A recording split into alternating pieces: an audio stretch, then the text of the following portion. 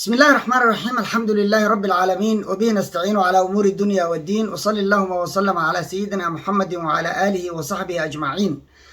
أسعد الله صباحكم ومساءكم ولياليكم أينما كنتم وحيثما حللتم.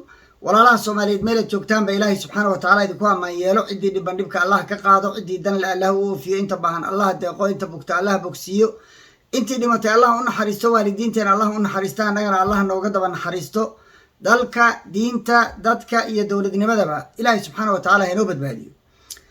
Maanta waxaan ka hadlayaa laba qodob. Qodobka koowaad waa danjiraha uu magacaabay Axmed Madoobe, kelmad baan ka oranayaa. Qodobka labaad waxaan kelmad ka oranayaa qadiyadda ID-ga ama warqadda aqoonsiga oo loo sameynayo Soomaaliya maxaa ku hoos laaban. laakiin intaan labada qodob gelin waxaan bogaadinayaa ciidanka qaranka Soomaaliyeed oo la leeyahay guulo ayay ka soo hoyeen meelaha qaarkood. istaraatiijiyad fiican baan u baahanahay. weli waxa ii muuqata ninkii la oran jiray Ibrahim Sheekh Muxyidiin in la daynayo, laakiin kan dhulka la rabo in la cuno. labadaa nin waa isku midkoodna faa'iido uma leh ciidanka. marka in labadaa la kala reebo xasan shiikhow macna ma samaynayso. magacyadan maqlayo labadaa nin in la kala reebayo sax maaha. waxayna keeni kartaa niyad jab. saraakiisha ciidanka iga soo gaaraysaa xogtaasi. marka madaxweyne xabadaas iska hagaaji. labada nin labadaba isdhaafi. dad waxgal ah meesha keen. kelmadaas intaasaan ka oranayaa. qodobka koowaad, Axmed Madoobe waxaad xasuusataan hadda ka hor shirkii Heritage Garowe inuu ka yiri waxaan rabay inaan safaarad ka furto dalka Kenya. waxaan isweydiinay wadankee buu yahay Axmed Madoobe waa isaga safaaradda furanaya. ma dal la dhaho Jubbaland baa jira. markaas waxaan ka xishooday buu yiri laba safaaradood inay isku ag yaalaan oo labaduba Soomaaliya matalaya inay Nairobi yaalaan. Kiyaatigu waa ciyaar suuq dhanka wala ninkaana maaragtay wakiil iiga ah. okay bay leeyihin. Somaliland ninkaana wuxuu noo yahay safiir. haye sooda ma kala jecla. xasan bayna ku karbaashayaan oo interference iyo dowladdiisi inay faragelin ku hayaan iyo dalkii isagu madaxda ka ahaa bay ku xanuujinayaan. waxyaabihii keenay in xiriirada loo jaro oo safaaradaha la kala qaatayna ka mid ahayd arrintaasi. laakiin markaa rag iska dhicinayaa joogay. waxay ogyihiin mid lowyada isla dhacayaa inuu joogo. waxay leeyihin ku soco soo keen. Axmed Madoobe waa qofka halkaa ka taagan dowladnimada iyo Soomaalinimada. markii hore al-shabaab buu ahaa, haddana waaba kansarka siyaasadeed. madaxweyne kasta isagaa dila oo dhaafa. madaxweyne kasta waa maraa. shariif buu dhaafay, xasan shiikh buu dhaafay, wuxuu dhaafay xasan shiikh buu dhaafay, wuxuu dhaafay ninka la yiraahdo Farmaajo. xasan shiikh kalena waa dhaafaya. weligii waa taagnaanaya meel looma socdo. mayd baan la yimi, maydkaygaan la baxaya. dhinac imaaraad buu ka wataa, dhinac Etoobiyaanku isku xoqoqayaa.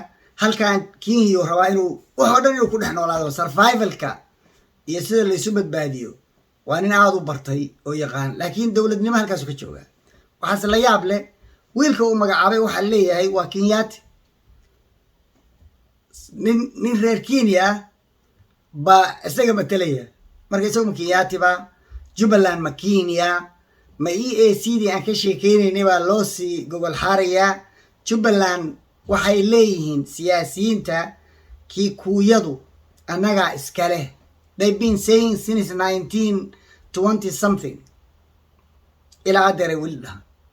kamana samrin inay EAC usoo maraan iyo inay khaa'in daalina keensadaan oo iyaga u shaqeeya dhaqankooda wey. kelmadaasna intaasaan ka oranayaa. ninkaasi dowladnimona ma yaqaan, mana rabo Soomaalinimo. Soomaalinimadiisana shaki baa ku jira. weligiisna jaajuus shisheeyuu ahaa, haddeeruu weli yahay.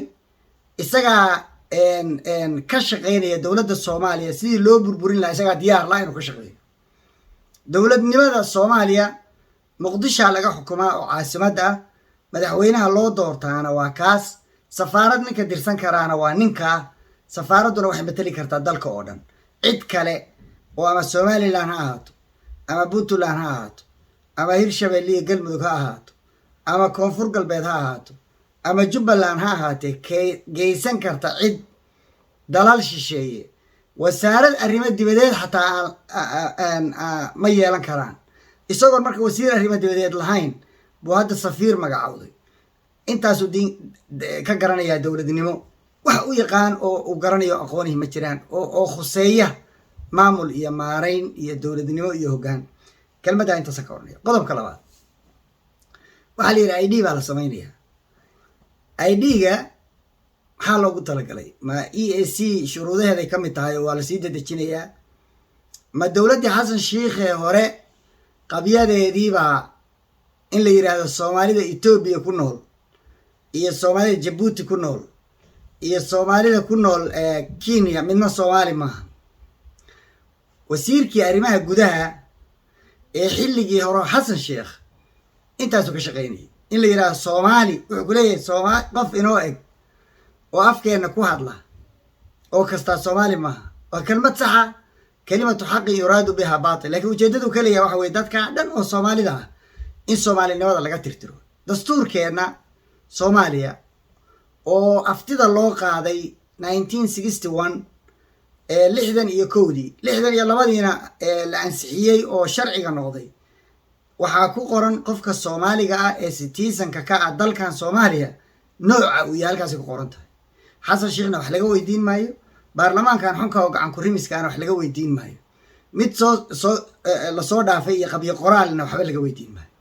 qofka Soomaaliga ahi waa qofkii u dhashay Soomaalinimada oo qof Soomaaliyeed dhalay meeshuu doono caalamka ku dhasho xasan warka uu wado wuxuu rabaa inuu ku koobo qolada xuduudda degan haddii la dhaho qabaa'ilka markaan ka soo bilaabo ciise iyo samaroon iyo maxaan ku idhaahdaa isaaq iyo daaroodkaas tirada badan oo dhulbaante iyo ugaadeen oo dhan ma jeerteen intooda badan haaf mareexaan habargidir xawaadle gaaljecel iyo qabaa'ilka halkaa dega maxaan ku idhaahdaa mareexaanka shishe oo reer gadood iyo ugaadeenka reer Jubbaland iyo inta la degtoo dhan kulligood xuduudda labadeeda dhinac waa degaan madaxweynuhu wale waxa Soomaali maaha waxaan arkay cabdi xaasho ay ku qoran tahay baabil inuu ku dhashay muuse bixi baa Ethiopia ku dhashay haaf wasiirada hadda jooga iyo xildhibaanada jooga muqdisho reserve area iyo dhinacaasay ku dhasheen hadday tahay Galmudug iyo hadday tahay Puntland iyo hadday tahay Somaliland nus dhinacaashay ku dhasheen ma Allah ya Soomaali ma su'aal kale xasan sheekh baa weydiinayna caruurtayda halkan ku dhalatay maxay yihiin Soomaali ma oo Mareykanka xataa luqadda kuma hadlaan kumana dhalan dalkii language-ka iyo luqadana kuma hadlaan ama waxay ku hadlaan Swedish qaar waxay ku hadlaan Dutch qaar waa Swedish Norwich Soomaali maxaan ku idhahdaa Ingiriis maxaan ku idhahdaa Talyaani maxay yihiin iyaguna carabaha kuwa ku dhashay maxay yihiin oo aan af Soomaaliga aqoon iyaguma Soomaaliba maxaad ku xadidaysaa sidee baad qofkaas inay hebel ah oo reer hebel ay la yaqaan cidda yihiin oo Soomaaliya aad u dhihi kartaa Soomaali maaha yacni maqabyadii baa dhammaystiraysaa mise EAC-da kugu khasabtay inaad ID samaysato si aad uga mid noqoto barnaamijka EAC oo iyagaa usii gogol xaaraysaa oo aad rabtaa dalka Soomaaliya in lagu dhex daro maadaama aan soo qaaday waxyaabaan ku dardarayaa haddii lagaa bato oo lagaa tira bato awooddaadu way yar tahay markii community isu yimaaday aad tahay ninka matalaya 100 milyan oo qof waxyaabaha Ethiopia loogu diidan yahay inay ka mid tahay baan u malaynayaa ama iyadu Kenya u nacday war ahwaan haya oo Kenya meesha maamulato ay uga leexatay ama Kenya aan u ogolayn inay soo gasho maadaama ay ka badan yihiin aad uga badan yihiin awoodana ay iyagu yeelanayaan wadamo ka tira yar unbay ogoshahay Kenya inay soo galaan si iyadu mandate-ka iyo awoodda u haysato haddii lagaa bato dalkaana joogaa tusaale kugu filan dadkii iska lahaa dalkaana loogu yimi oo 1500 sano deganaa ka hor deganaa taariikh 1000 ka badan 1100 sano ka badan ah la hayo inay deganaayeen waxba kama aha dalkan hana lagama weydiiyo talana ma keenaan talana ma baxshaan everywhere waxba lagama weydiiyo saasoo kalaad noqonaysaa markaad adoo 10 milyan la ama dhowr iyo 10 milyan laydinku dhex daro 340 milyan 400 milyan baad waxa ka tahay 10 minority xataa ma tiid ever baad tahay wax jira ma tiid wajada laba 2% baad noqonaysaa ma 2% baad ku codaynaysaa marka boqolkii 2,000 baa ku leedahay boqolkii milyan 2 milyan baa Soomaaliya 98 milyan baa ku xukumaya marka suuq baan u soconaa suuq uma socotaan midow baa u socotaan political federation baad u socotaan siyaasiyan in la midooba u socotaan midowgaas diintiinni ma ka fakarteen mise diin dan kama liidin diintiinni ma ka fakarteen in daad qaadayo masaajidda hadda dhisan inay la wareegayaan kaniisado oo masaajidkaasi kaniisad loo bedelayo maadaama inta agdegan oo dhan ay gaalo tahay oo ku hareeraysan ma ka fikirteen marna dhul muslim in gaalo gacanta loo geliyo diinta islaamka waxay ka qabto cidna ma weydiiseen cid dadka aad ciyaarsiinaysaan oo khuraafaad ka akhriyaysaan dad badan oo wax yaqaanaa ku jira siyaasiyiintu waa disingenuous sababtana waa idiin sheegeen nin baa ka mida oo iisoo jawaabay intaan u diray hore tritigaa soo akhri wuxuu yiri ma akhriyayo waxaana noo akhriyay anigu baqdin kama qabo buu yiri in unity la gaaro intaan taa la gaarin baan ka baxaynaa inta ka horeysana waa iskaga sii cayshaynaa waxay ku wada leeyihiin ganacsiyo iyo degaano iyo guryo iyo xoolaa u yaalla kuma dhacaanay wax ka sheegaan that's the fact marka dantooda iyo interestigooda ayaa uga horeeya ayna ka jecel yihiin ilaalinta dalka guud ay dhiigaanu marka mashidadaasu qayb ka yahay dee waktigaan u daynaynaa cabdi xaashi si fiican buu u sheegtay Ethiopia ka yimi nin Ethiopia ku dhashay aqalka sare ee Soomaaliya buu madax ka yahay gudoomiyaha aqalka sare ee Soomaaliya waana Ethiopian xasan marka yuu rabaa inuu diido hadduu kaa u ogol yahay yuu rabaa inuu diido isagaa noo sheegay su-aasha isagaa ku celin ciddaa rabtid inaad ka saartid oo afkeenana ku hadashay inoona eg yaa weeye anoo fikir hataa inuu dacwo ka qabo oromada Soomaaliya dhex degano Soomaaliya ku dhalatay oo ku barbaartay oo joogtay inuu hataa u diidayo u malayn maayo laakiin waa politics way and the politics is dirty qashin way wax sharafana male meelay u dhaqaaqdana male war qofka Soomaaliga ahi waa qofkii Soomaali u dhashay adduunka meeshu doona ku dhasho ama Carab ku dhasho ama Far East ku dhasho ama India ku dhasho ama hadda qurbaha loo soo yacayo dhowrka milyan oo qof ay joogto ku dhasho ugu yaraan 1 milyan ka badan baa ku dhalatay hadda qurbaha North America kaliya waxaa joogtaa dad ku dhow milyan and half of them waa dadkii ku dhashay haddayse ka badnayn maxaa reer walba oday iyo habar un baa dad waaweyn ka ah inta kale 10 qof 20 qof baa ku dhashay